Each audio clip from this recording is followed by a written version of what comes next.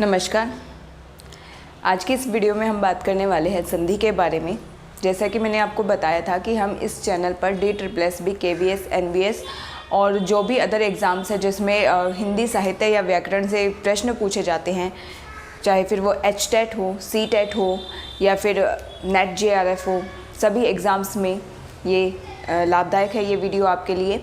और आज के इस वीडियो में हम संधि पर बात करेंगे। संधि जो कि हर कॉमन एग्ज़ाम में ज़्यादातर पूछी जाती है, उस पर बात करने वाले हैं। इससे पहले कि अगर आप चैनल पर नए हैं तो आप चैनल को सब्सक्राइब कर दीजिए और वीडियो को पूरा देखने के बाद पसंद आती है तो इसे लाइक और शेयर ज़रूर करें। अब बात करते हैं संधि के बारे में। जैसा कि आप सब जानते हैं संधि क्या होती है, सबसे पहले हमें उसी चीज़ को समझना होगा। संधि दो वर्णों का मेल होती है, दो वर्णों का मेल। अगर आपने मेरी वर्ण वाली वीडियो नहीं देखी है तो आप वो प्लेलिस्ट में जाकर देख सकते हैं। तो दो वर्णों के मेल को हम संधि कहते हैं। ये वर्ण बहुत दूर नहीं होने चाहिए,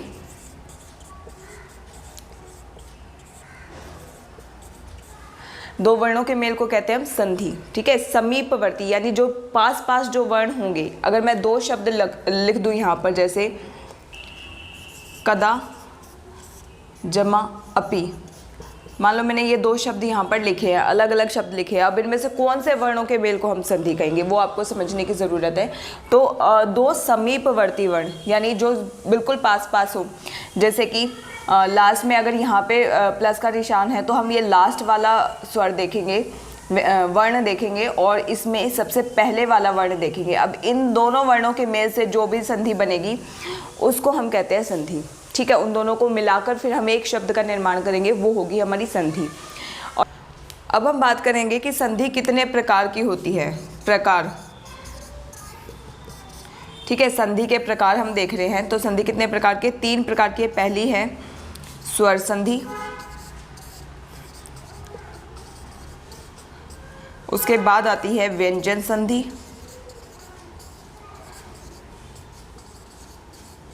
और फिर आएगी विसर्ग संधि।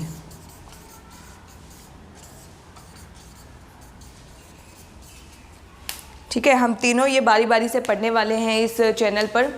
सबसे पहले हम पढ़ेंगे स्वर संधि के बारे में। स्वरों के बारे में आप जानते हैं कि स्वर हमारे कौन कौन से होते हैं। उन्हीं स्वरों के मेल से जो संधि बनेगी वो स्वर संधि कहलाएगी। तो उदाहरण के माध्यम से इसको हम समझ लेते हैं और इसके प्रकार भी देखते हैं कि कौन कौन से होते हैं। तो आइए बात करते हैं सबसे पहले स्वर संधि के बारे में। स्वर आप सभी जानते हैं। यहाँ पर हम कौन कौन से स्वर लेने वाले हैं? अ, आ, ई, उ, री, ए, ऐ, ओ और औ। ये हमारे सभी स्वर हैं और इन्हीं स्वरों का जब मेल होगा आपस में तो उसको हम कहेंगे स्वर संधि। उससे पहले स्वर संधि जो है वो भी कितने भागों में बटी हुई है। ठीक है, तो स्वर संधि यहाँ पर 5 भाग है, इसके 5 भाग, जिनका नाम है, सबसे पहले है दीर्घ संधि,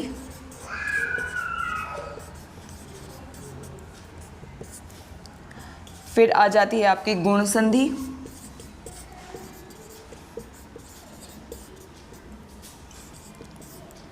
वृद्धि संधि। ये इस तरह के क्वेश्चन भी पूछे जाते हैं कि संधि के कितने प्रकार हैं या स्वर संधि के कितने प्रकार हैं, तो ये चीज़ भी आपको ध्यान रखनी है। ठीक है,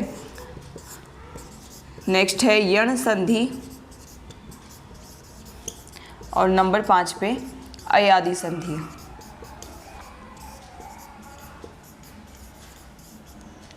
ये 5 भाग हैं स्वर संधि के। तो सबसे पहले हम बात करते हैं दीर्घ संधि की।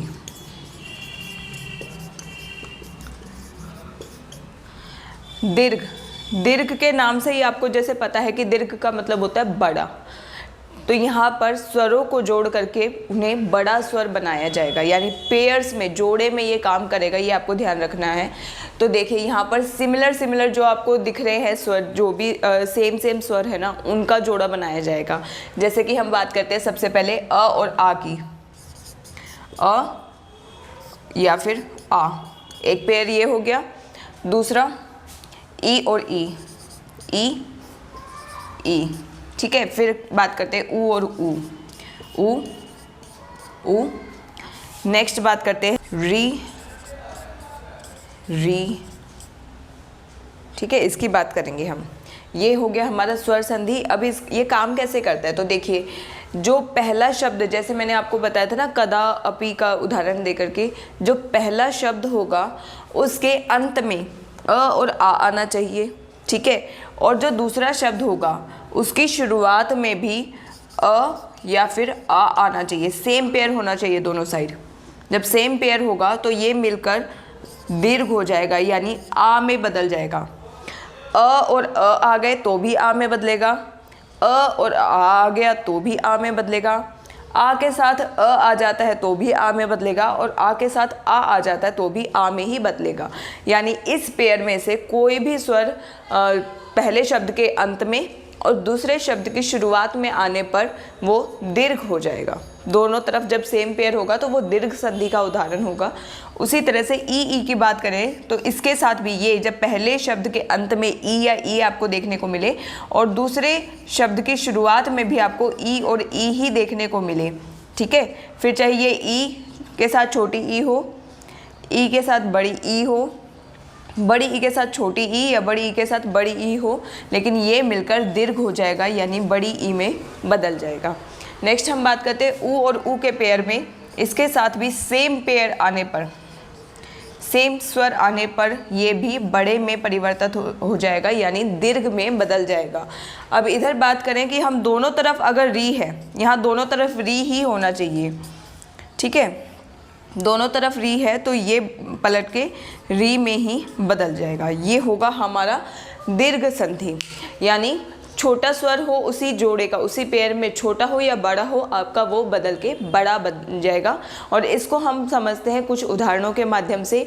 ये तो था इसका नियम जो आप याद रख सकते हैं कि इस तरह का नियम जो है किस में लागू होगा, दीर्घ संधि में। ठीक है, आप चाहें तो इसके नोट्स भी बना सकते हैं। अब कुछ उदाहरणों के माध्यम से मैं आपको दीर्घ संधि समझा देती हूँ। आइए दीर्घ संधि को अब हम कुछ उदाहरणों के माध्यम से समझते हैं। जैसे कि देखिए, सबसे पहले मैंने लिखा है यहाँ पर सत्य जमा अर्थी, तो मैं यहाँ आपको पूरा ये समझा देती हूँ। सत्य जमा अर्थी, ठीक है। अब हमें क्या करना है, हमें पहले शब्द का अंत वाला देखना है। अंत में य लिखा हुआ य, और जैसा कि आप जानते हैं कि कोई भी व्यंजन स्वयं में पूर्ण नहीं होता, उसके साथ कोई स्वर मिला हुआ होता है तभी वो पूर्ण होता है। तो य के साथ आप देख सकते हैं यहाँ पर क्या मिला हुआ है, य हमारा व्यंजन हो गया और इसके साथ अ मिला हुआ है, तब जाके ये य बना है।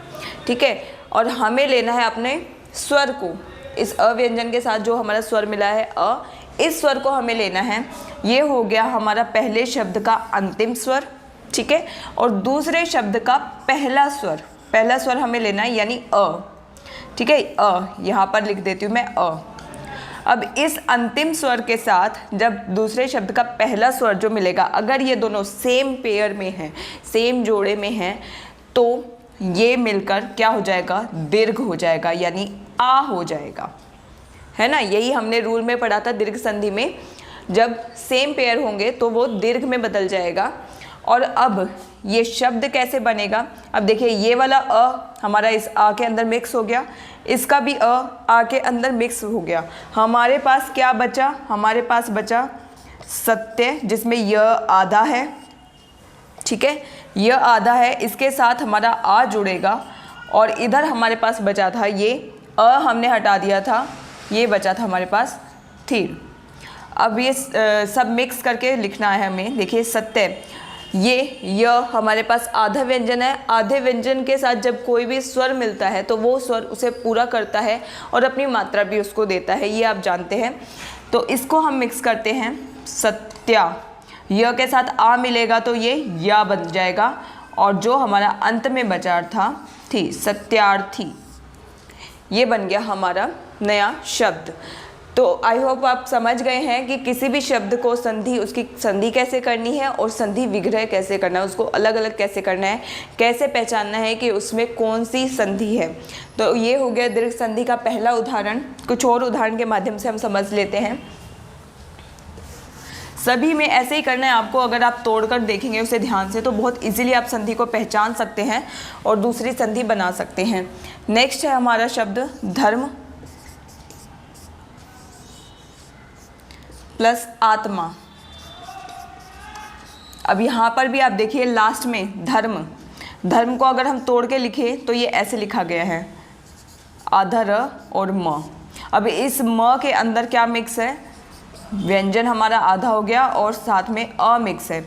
अब इस अ को हम लेते हैं और इसके साथ प्लस करते हैं आ। जब दोनों सेम पेयर हो गए तो ये बदल जाएगा दीर्घ में, यानी बड़ा आ हो जाएगा। और बड़ा आ जो कि ये मिक्स हुआ है हमारा, ये मिलेगा इस व्यंजन के साथ और इस व्यंजन को पूरा करेगा। तो क्या लिखा जाएगा, धर्म, ये जो र हमारा आधा था प्लस ये माँ में बदल गया, म आ के साथ मिक्स होके माँ में बदल गया और लास्ट में हमारे पास त और माँ बचा था। अब आधा र हम ऐसे तो नहीं लिखते, तो इसको हम वापस क्या करेंगे, ऊपर म के ऊपर इसको हम चढ़ा देंगे, ये बन जाएगा हमारा धर्मात्मा। आई होप आपको समझ आ रहा है। अगर कुछ भी समझ में ना आए, कोई भी डाउट हो तो आप मुझे कमेंट सेक्शन में ज़रूर लिखें ताकि मैं फिर से इसे आपको समझाने की कोशिश कर सकती हूँ। अगला जो शब्द है हमारे पास विद्या जमा अर्थी।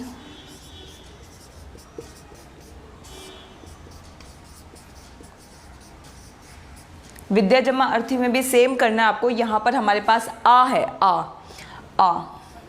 ठीक है, आधा य है और उसके साथ आ है और इस आ को हम मिलाएंगे इस अ के साथ, जो कि बन जाएगा वापस आ में पलट जाएगा। तो सेम रहेगा, विद्या सेम रहेगा, विद्या और ये अ इसी के साथ मिक्स हो गया, लास्ट में बचा हमारे पास थी, विद्यार्थी। ठीक है, नेक्स्ट हम देखते हैं आत्मा प्लस आनंद। आत्मा प्लस आनंद। अब देखिए यहाँ पर भी म के साथ आ मिला हुआ है और यहाँ पर भी आ है। आ के साथ जब आ मिलेगा तो वो आ में ही बदल जाएगा और जब आ में ही बदल जाएगा तो एक आ हमारे पास कम होना ही है। तो ये क्या हो जाएगा, आत्मानंद। ठीक है, आत्मानंद। अब आप कंफ्यूज नहीं होइएगा कि ये वाला आ कहाँ गया, क्योंकि ये आ इस आ के साथ मिक्स होकर एक आ में बदल गया, आत्मानंद। ठीक है, नेक्स्ट हम बात करें तो गिरि इंद्र। गिरि प्लस इंद्र। अब यहाँ पे देखिए कौन सा सेम पेयर है, इस र के साथ क्या मिला हुआ है, र हमारा आधा, इसके साथ स्वर मिला है छोटी ई। ठीक है, यहाँ पर हमारा ये स्वर हो गया, इधर हमारा ये वाला स्वर हो गया, दोनों सेम पेयर हो गए। सेम पेयर होने के साथ ये बड़ी ई में बदल जाएंगे, बड़ी ई में। ठीक है, तो अब की बार देखिए र के साथ पहले छोटी ई की मात्रा थी, लेकिन अब बड़ी ई की मात्रा लगेगी क्योंकि दीर्घ हो गया है। तो इसका शब्द क्या बनेगा, गिरि और लास्ट में जो हमारा इंद्र का बचा हुआ था, न आधा न और द, गिरेंद्र, गिरेंद्र। ठीक है, ये आपको ध्यान रखना है। आई होप आपको समझ आ रहा है। नेक्स्ट बात करते हैं परि प्लस इच्छा की। यहाँ पर लिख देती हूँ मैं कुछ, परि प्लस इच्छा। देखिए क्या बना, यहाँ पर हमारे पास छोटी ई है, इसमें आधा र, इसके साथ छोटी ई है और यहाँ पर हमारे पास बड़ी ई है। इन दोनों का पेयर बनेगा और बड़े का बड़ी ई। अब यहाँ पर र के साथ कौन सी मात्रा लगेगी, बड़ी ई की मात्रा लगेगी। तो ये हो जाएगा परीक्षा। परीक्षा, जिसकी हम तैयारी यहाँ पर इस चैनल पर करते हैं, परीक्षा। रजनी प्लस ईश। नेक्स्ट उदाहरण लेते हैं, रजनी प्लस ईश। देखिए यहाँ पर भी न के साथ बड़ी ई है, बड़ी ई, और यहाँ पर भी बड़ी ई है। दोनों बड़ी ई मिलके भी सेम पेयर बनेगा, बड़ी ई, तो सेम रहेगा रजनीश, रजनीश। ठीक है, नेक्स्ट बात करते हैं, थोड़ा सा मैं मिटा देती हूँ।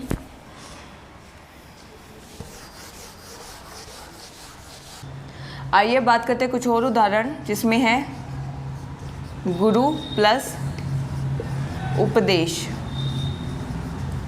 ठीक है, गुरु प्लस उपदेश। अब देखिए यहाँ पर र के साथ छोटा ऊ मिला हुआ है।